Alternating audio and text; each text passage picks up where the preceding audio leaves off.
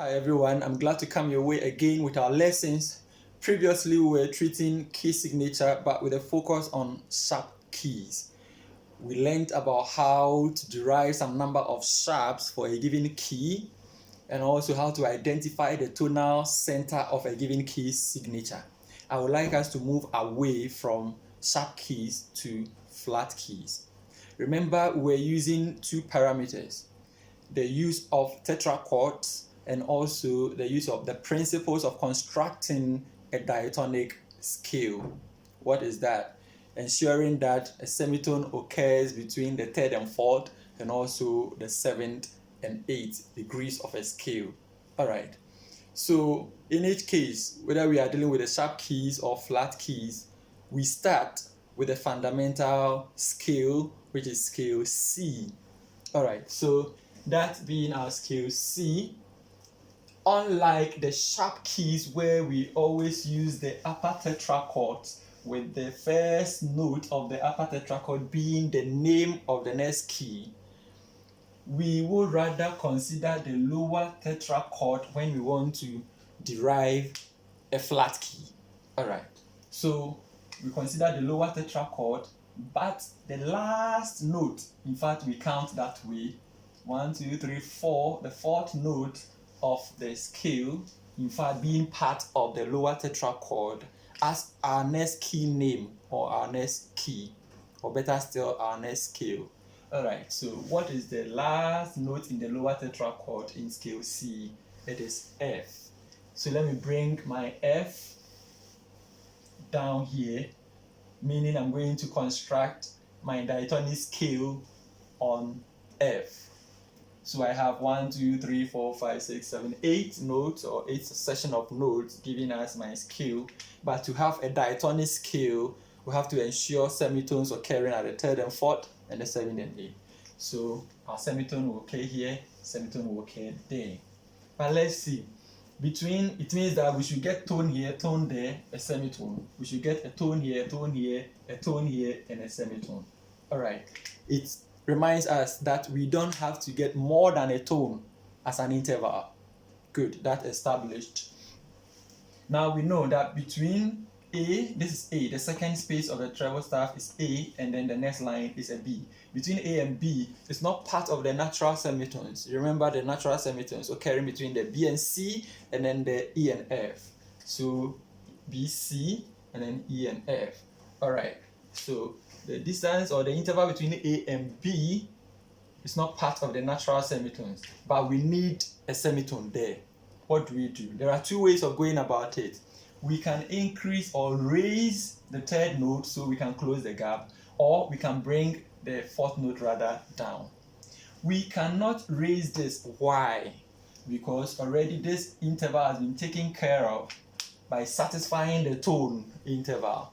Okay, so if we move this one forward by putting a sharp here, we have increased this one more than a tone, which we don't need. All right, so we have one option, or the only option we have is to bring this one down, the B down, a semitone, and that is the work of a flat. Let's consider this semitone. This is E and that is F. Remember, it's part of the natural semitone, so we leave it like that. So we have all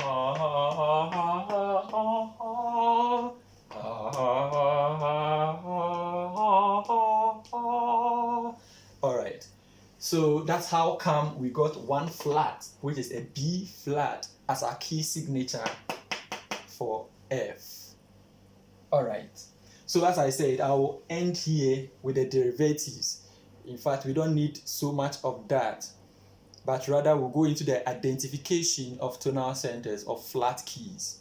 Okay, so with this, if you want to find out or go ahead with finding the other keys, you know that you start on the lower tetrachord, not the upper tetrachord. But then with the lower tetrachord, your last note will give you the next key name. All right, so it means that if we want to get the next key from this, we'll consider this and we'll build our next key on B flat. And of course, that's going to give us two flats. If you want to do that, you can try it at home and ask any question you want to ask. when you find any challenge. But I would like us to continue with the identification of the tonal centers of flat keys.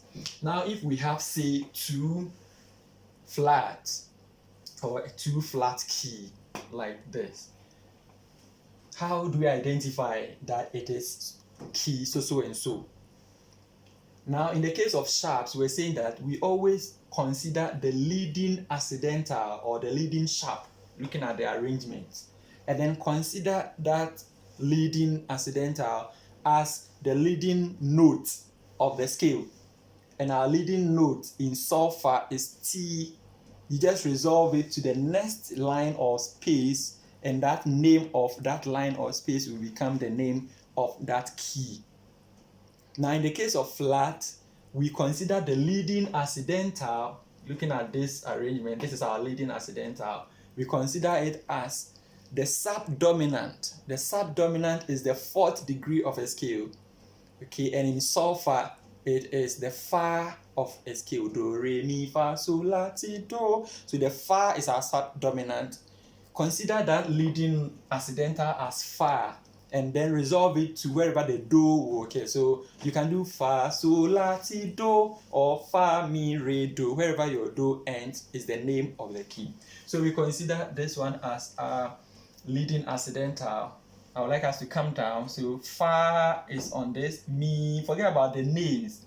Okay, so we know that this space is the fa, the next line will be the mi, this one will be the re, and that one will be the do. And I said when you reach that line or space, don't conclude yet. Ask yourself if that line or space has been affected by any of the accidentals you have. Okay, so when we look at this one, yes, it has been affected by this accidental. So you can't call it just key B, but then key B flat. It means that whenever you see two flats, we are working in key B flat, meaning our do falls on B flat, or our tonal center is B flat.